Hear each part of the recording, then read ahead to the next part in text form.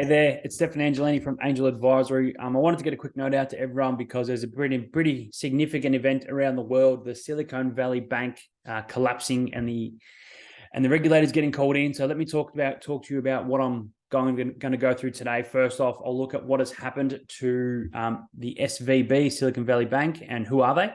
I'll see if there's anything wrong with its assets and what they actually held, and then I'll look into what's actually happening right now. So what's happening with the regulators and what should be happening with their assets. I'm going to talk about who are the largest people affected, and just to give you an example of what some of their client base look like, and I'll indicate as to whether or not we should be worried. Finally, I'll look at what you should do, whether you're an investor, depositor, or a business owner, and what we normally do with our clients. Now, this video is primarily made for my clients, people with money with us, because I know this can be quite a stressful time when a lot of your money is invested in banks. So let this be a little bit of a lesson in what's going on, but also in what we feel and what we do to make sure your kinds of investments are ultra safe. So let me get into that. If you are a listener out there, just remember that this is just general information. Please don't consider it as personal advice. And if you want any personal advice, go and consult your licensed financial planner. Now, with anyone that's our clients out there, look, reach out to me. You've got my mobile, and I understand if you might be a little bit concerned. Hopefully this will help ease those concerns, but don't be afraid to pick up the phone because we do a pretty important job for you. All right, look, if you can't get access to this full video because we're releasing it on some different channels, go on out to our YouTube channel or our podcast or on Spotify, and you'll be able to see the entire episode. So let's talk about, firstly, who is SVB or Silicon Valley Bank? So this is basically the second largest banking collapse in US history, second to Washington Mutual back in 2008. Now, they had $307 billion of assets, and basically they failed because the Lehman Brothers failed, and they had a lot of their deposits with the Lehman Brothers.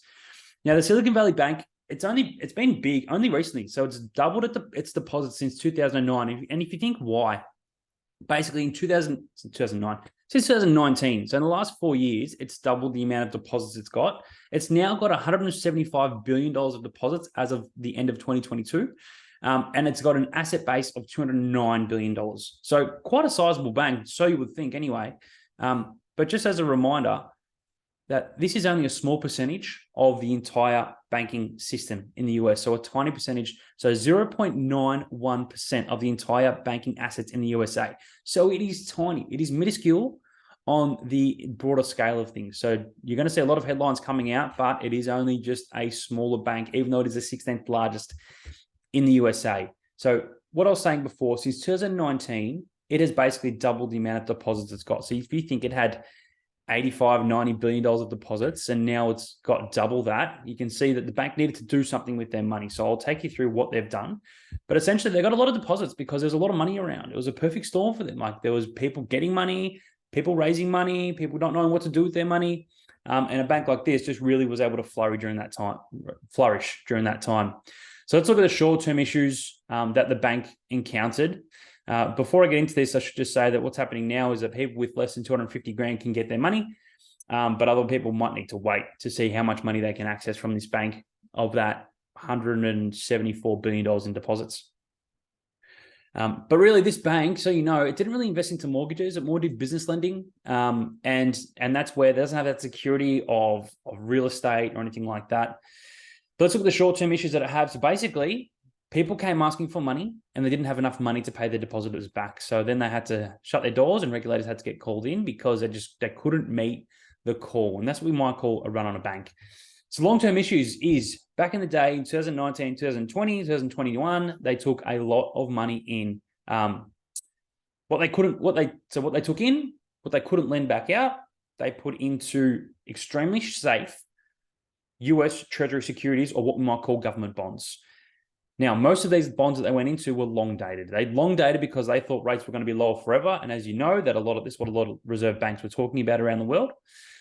But basically what we saw is throughout 2022 and 2023, these rates started to go up. Now, what happens when rates go up is that bond values fall, because if you're buying a bond at a 1% interest rate, and then all of a sudden you're getting a 4% interest rate for something issued recently, no one wants your 1% bond.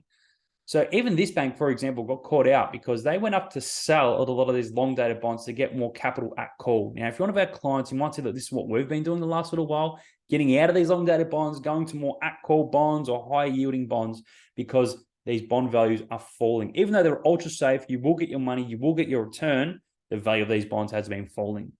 So just recently, they took a $1.8 billion loss on these bonds just to reposition their portfolio.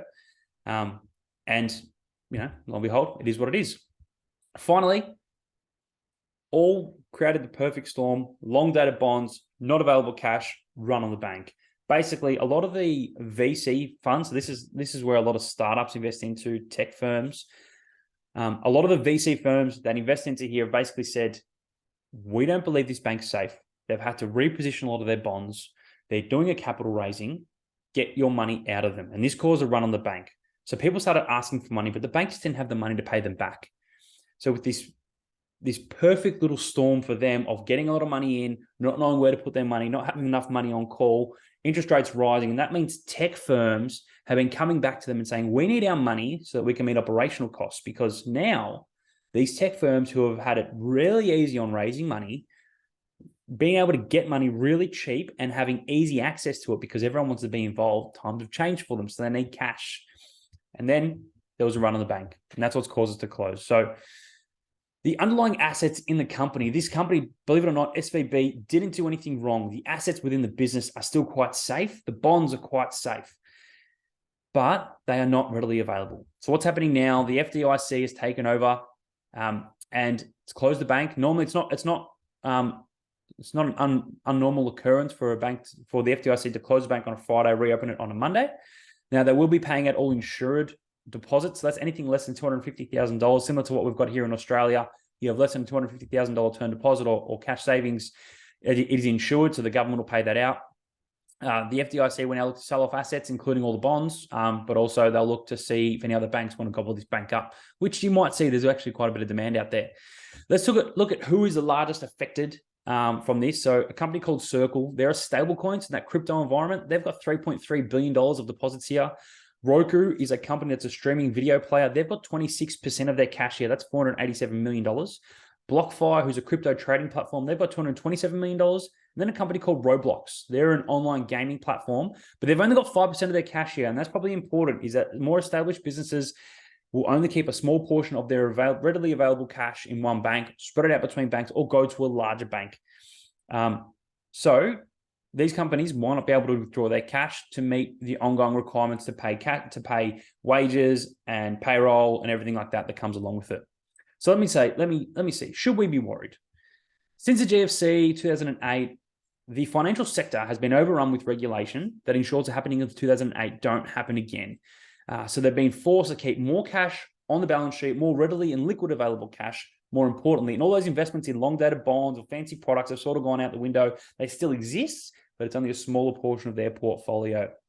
So banks now, especially in Australia, are really well capitalized and have readily available money on their books. So be confident in thinking that the bank you're with is most likely safe if it is a larger bank.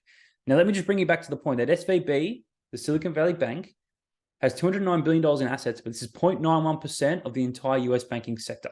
So quite a small bank in the scheme of things. And that's why a lot of larger companies prefer larger banks. Now let's look at what you should do. Don't be afraid to diversify between banks. $250,000 is always safe, but you can spread your money between different banks. Only keep the cash that's required in the banks.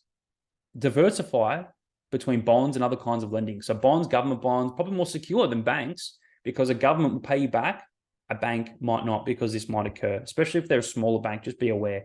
If you're a business owner, always keep your 12 months of operating expenses in liquid cash.